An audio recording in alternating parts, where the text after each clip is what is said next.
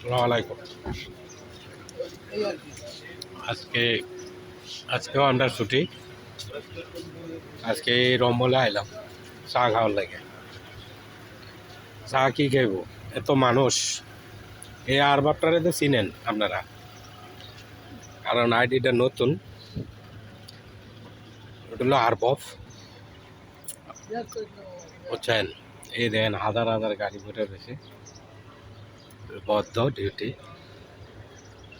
আজকে অনেক দিন ধরে ডিউটি বন্ধ, ডিউটি চলে না।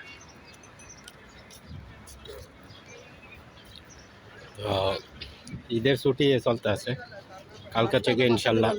কাজটা এটা বাঁচছে না, কাজটা মারা গেছে।